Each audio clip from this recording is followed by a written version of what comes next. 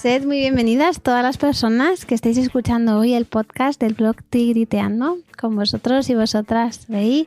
Hoy vamos a continuar con el proceso que iniciamos el otro día de cómo dejar de gritar.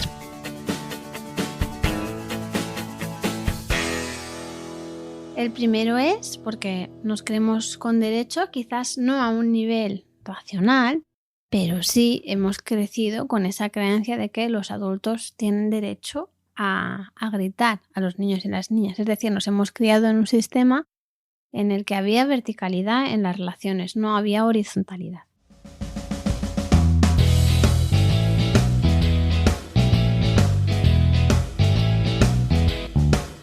Muchas personas me dicen, bueno, es que mis padres no gritaban, pero yo grito. Y bueno, gritar, como contaba en el último podcast, es la punta del iceberg, porque que no nos hayan gritado no significa que no hayamos vivido esa verticalidad, que al final es esa sensación de que tú no eres importante porque no eres tan grande, tan adulto como los demás. Eso se puede haber quedado integrado en nuestras memorias. Y en eso, en esta parte, me gustaría incidir un poquito hoy e intentar daros algunas herramientas, aunque las herramientas sin el cambio de actitud ya sabéis que pueden ser hasta contraproducentes, pero intentar hacerlo de la mejor forma posible. Y antes de eso me gustaría animaros a que pudierais escuchar el anterior podcast, porque hablamos un poquito de qué pasaba a nivel cerebral cuando teníamos una emoción intensa como la ira, por ejemplo. Puede ser tristeza, puede ser miedo, puede ser frustración. Me centro en la ira porque es lo que normalmente provoca los gritos.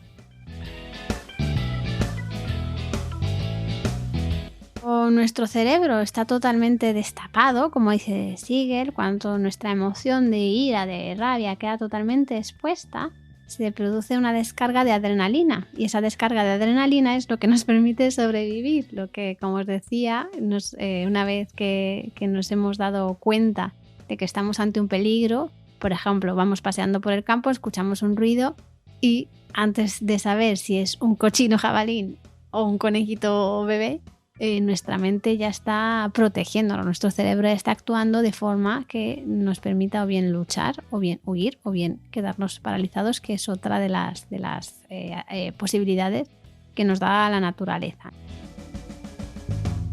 Y por otro lado, en nuestra corteza cerebral se segrega también una hormona que igual os suena, que se llama cortisol, y lo que hace es impedir que podamos utilizar nuestras funciones, digamos, más racionales, las que están en la corteza prefrontal. No podemos pensar, no podemos razonar, no podemos sentir empatía, y eso es una cuestión hormonal. Entonces, contra esto no podemos luchar. Sí que podemos conocer de dónde viene y buscar soluciones para minimizar el impacto que tienen los demás, especialmente nuestros hijos y nuestras hijas. Y es que muchas veces utilizamos la palabra rabieta como una forma despectiva de denominar estas emociones intensas que tienen los niños y las niñas. Cuando son adultos lo llamamos secuestro amigdalar o mal día. A mí no me gusta utilizar la palabra rabieta y me parece muy importante validar las emociones que tienen todos los niños y todas las niñas y también, por supuesto, las nuestras. Entonces, una vez que ya hemos entrado en esa intensidad, va a ser muy difícil parar. Porque tenemos, por un lado, la adrenalina diciéndonos actúa, actúa, actúa, actúa, y el cerebro secuestrado, lleno de cortisol, que es incapaz de tomar decisiones, digamos, adaptativas, buenas, como queramos llamarlo. Mi propuesta, conocer cuáles son las señales que nos está mandando nuestro cuerpo para poder prevenir y en el momento en el que estamos empezando a estar molestas, actuar ahí, en vez de cuando estamos realmente enfadadas. Porque si estamos molestas vamos a poder actuar. Si estamos enfadadas, iracundas, enrabietadas, que esa palabra no la utilizamos con los adultos, entonces lo único que vamos a poder hacer es reaccionar en vez de actuar. Entonces, conocer cuáles son las señales que nos manda nuestro cuerpo sería la primera estrategia. Si vivimos en un continuo estado de molestia, Y igual el mensaje que nos está mandando nuestras emociones es que tenemos que cambiar cosas de nuestra vida. Tenemos que hacernos la vida un poquito más fácil. Y desde luego no me refiero a la situación de pandemia y desconfinamiento o sinfinamiento que estamos viviendo. No me refiero a esto. O sea, ha sido una situación excepcional. Me refiero al resto de los días de nuestra vida. Esto se enmarca dentro de lo que solemos llamar autocuidado, que es en el fondo cuidarte a ti mismo, que es un concepto que debería estar integrado en todos nosotros y en todas nosotras y no lo está. No lo está, y esto es teoría mía, mía y seguro que la comparte muchísima gente, porque los cuidados no son algo que tenga incidencia en nuestro sistema económico, o eso dicen, porque si los contabilizáramos, y lo hemos vivido en esta pandemia, los cuidados, el tiempo, la energía, el cariño que se invierte en cuidar, ya no solo a los niños y las niñas, sino en general al resto de las personas, impacta y mucho en el PIB. Entonces, otra estrategia podría ser que tenemos derecho, cambiar nuestra creencia y pensar que tenemos derecho a cuidarnos, que somos siendo igual de valiosas cuando estamos invirtiendo tiempo en nosotras mismas. Y autocuidado yo digo siempre que no puede ser. Bueno, puede ser si queréis, ¿no? Pero mi consejo es que no sea una casilla más en nuestra larga lista de tareas que rellenar al final del día y decir, y hoy otro día que no me he cuidado, me lo tengo que pasar al día siguiente. Eso al final nos sitúa en un lugar de autoexigencia en vez de en un lugar de búsqueda de soluciones. Y por otro lado, autocuidado no tiene por qué ser, me voy un fin de semana a una ciudad que me encante, o me voy a un spa y echo ahí la tarde, o me voy de cena todos los miércoles. No se trata de eso. Si a ti te gusta, si es lo tuyo, genial, porque el autocuidado es diferente para cada persona. El autocuidado puede ser con los niños y las niñas. A mí no hay nada que me produzca más sensación de bienestar y plenitud que ir con mis hijas a la naturaleza y observarlas mientras juegan. A otras personas esto les puede parecer un infierno, entonces cada una se tiene que buscar sus estrategias. Pero no tienen por qué ser sin los niños, podemos hacerlas con ellos y con ellas. Para mí el autocuidado tiene más que ver con cómo me estoy tratando yo a mí misma.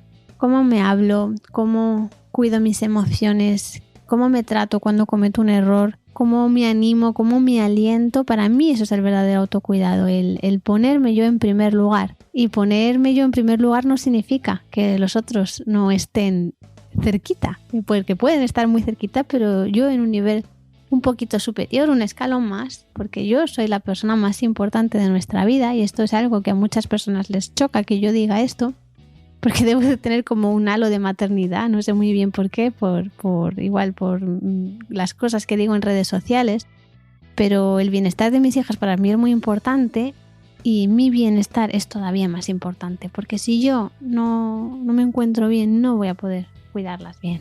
Y por supuesto porque yo me merezco ser cuidada, ser tenida en cuenta, me merezco ser importante. Y quizás a lo largo de nuestra infancia hayamos vivido situaciones en las que o bien en nuestra casa o bien en el cole nos hayan hecho creer lo contrario, y eso no lo podemos cambiar. Lo que sí que podemos cambiar es la narrativa, el discurso que yo tenía entonces lo puedo cambiar ahora, y puedo decirme a mí misma lo valiosa que soy, lo importante que soy, y que puedo dedicar mi tiempo a estar una hora mirando las musarañas sin tener que hacer ninguna tarea productiva.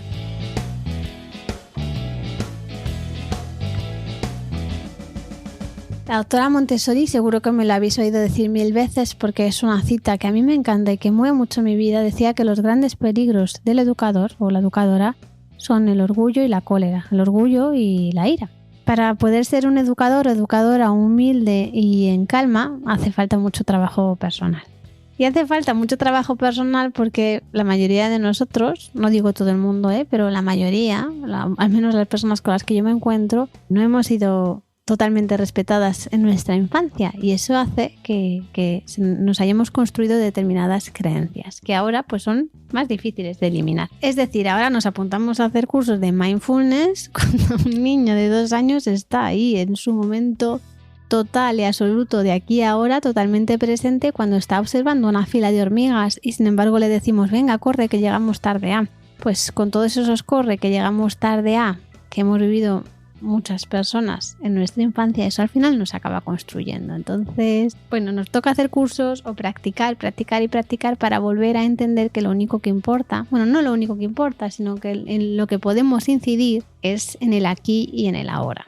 Para poder ser más humilde, podemos intentar conocernos un poquito mejor, conocer cómo funcionan las estructuras cerebrales y de aprendizaje de los niños y las niñas, las nuestras, las de todas las personas al final, porque esta es una cuestión de humanidad compartida. Todos los Homo sapiens tenemos al final procesos muy parecidos. Y para poder pasar de la ira a la calma, hace falta por un lado autocuidado, que ya os he dicho que no es una casilla, sino cómo yo me trato y cómo yo me hago la vida fácil, cómo ajusto mi logística a mi necesidad, la necesidad de mis peques y la necesidad de las situaciones, y en muchas ocasiones va a seguir necesitando de trabajo personal. Desde el punto de vista adleriano, hay una característica indispensable de la teoría que es la teleología, es decir, que todos los comportamientos de todos los seres humanos no tienen un porqué, sino un para qué. Es decir, ¿para qué yo estoy expresando mi ira?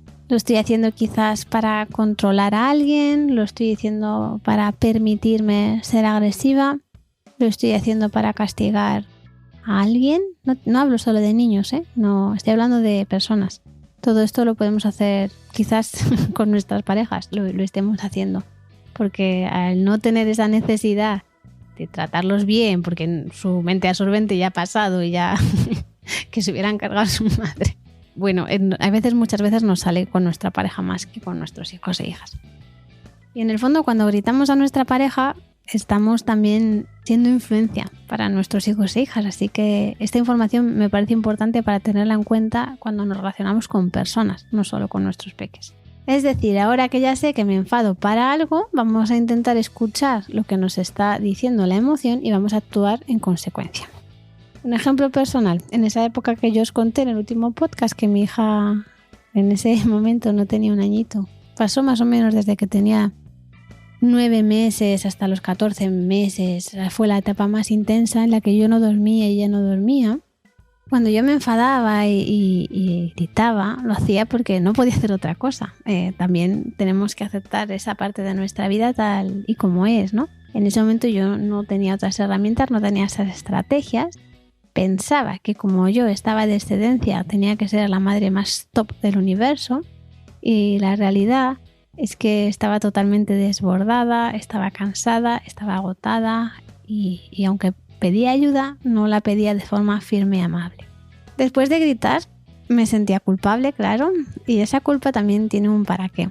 Entonces, al cabo de los años, de muchos años, yo descubrí que esa culpa que yo sentía era en el fondo un peaje para seguir creyéndome perfecta, para decir, mira, sí, he gritado a mis hijas, lo he hecho fatal. Y como ahora me estoy castigando a mí misma con la culpa, pues he pagado mi penitencia.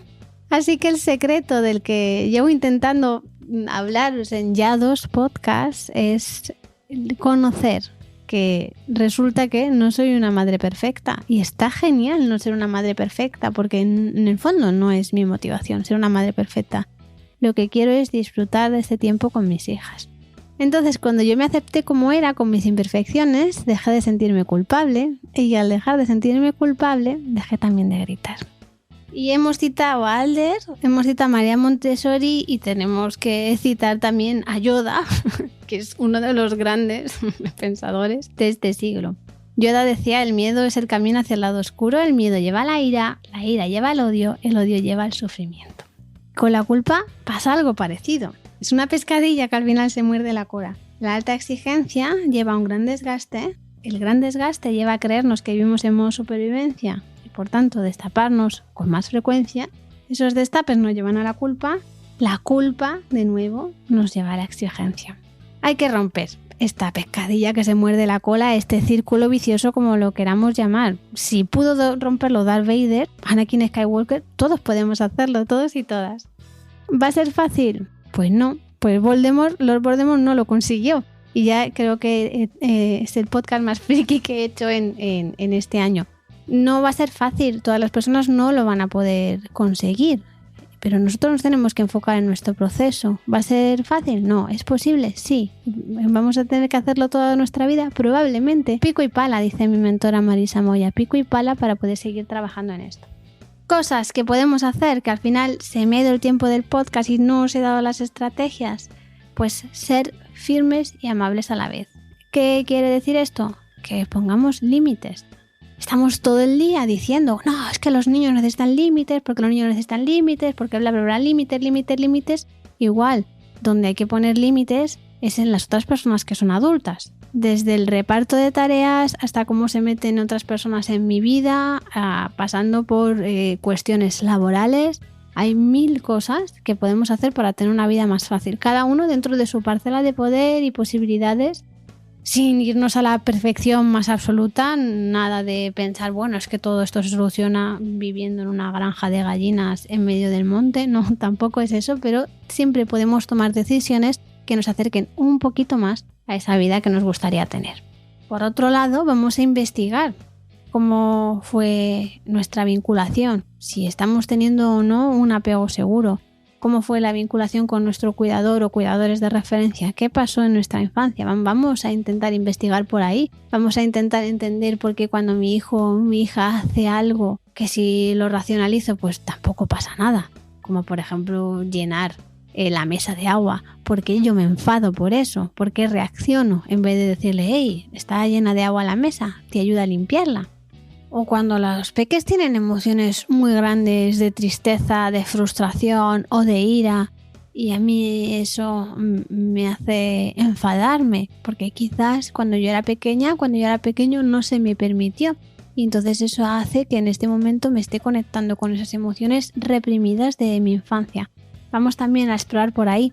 Cuando es con otros adultos, pues a veces a mí me pasa que lo que me molesta, me enfada, me irrita de los demás es lo que yo no me permito a mí misma.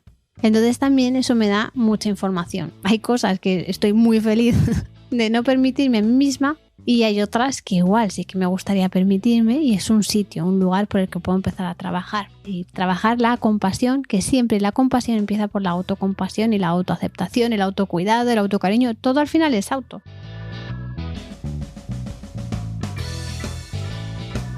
Y esto tiene mucho que ver también, sobre todo cuando hablamos de nuestros hijos e hijas, a que no tenemos ningún derecho a controlarnos. Tienen derecho a su autonomía, a su libertad. Para mí la palabra que mejor lo explica es soberanía. Tienen derecho a tomar sus propias decisiones. Nosotros, por supuesto, pues tenemos que proteger. Pero vamos a pensar si estamos realmente protegiendo o estamos realmente controlando. Entonces eso también nos va a dar mucha información y puede ser que estemos gritando porque no estamos aceptando a nuestros hijos tal y como son. Y el truco lo entrecomillo, porque ya sabéis que de varitas mágicas no vendo, pasa por nuestra aceptación incondicional. Cuando yo me acepto más a mí misma, más acepto a las personas que me rodean. En definitiva, vamos a ver estos retos como oportunidades para ser su influencer, que no tiene que ver tanto con dar ejemplo, que si lo damos, mira qué bien, sino con ayudarles a construirse desde el amor incondicional, a que se sientan valiosos, importantes, que pueden pertenecer, que pueden contribuir, que pueden tener impacto, que pueden tomar sus propias decisiones. Y hay una frase que yo digo siempre, que es que no hay varitas mágicas, pero, o mejor dicho, y tu mirada en el fondo es una varita mágica. Y bueno, pues es una forma de decir que como tú miras al niño y ves no solo lo que es, sino lo que puede llegar a ser, lo ves con toda su potencialidad, es algo grandioso y esa forma de entender a los niños y a las niñas les hace que se construyan desde otro lugar. Y la mirada también es una varita mágica hacia ti misma o hacia ti mismo. Aunque igual cuando eras pequeño o pequeña hubo determinadas cosas que te dolieron, tú puedes ahora volver a maternarte, rematernarte y poder dar sentido a toda esa narrativa que nos contamos, a todos esos discursos que nos contamos cuando éramos pequeños de que no podíamos ser suficientes, tan valiosos como los demás y teníamos que compensar. Ahora que ya tenemos esta información, vamos a poder hacerlo desde otro lugar. Y una vez que estemos mucho tiempo en ese lugar, los gritos dejarán de existir. Pero al final los gritos son un síntoma del malestar que estábamos teniendo. Así que el truco que me ha costado 2 podcasts explicaros es: apuesta por ti. Quiérete, cuídate, mímate, Eres valiosa, eres valioso, eres importante y descubre cuál es tu tarea cósmica, que ¿ves? Ya me sale el podcast más hippie y friki de la historia, y en el fondo es busca tu lugar en el mundo porque te necesitamos. Y si gritas alguna vez, discúlpate, porque al final los errores son oportunidades de aprendizaje y simplemente reparando el error ya estamos ganando mucho con nuestros hijos y nuestras hijas.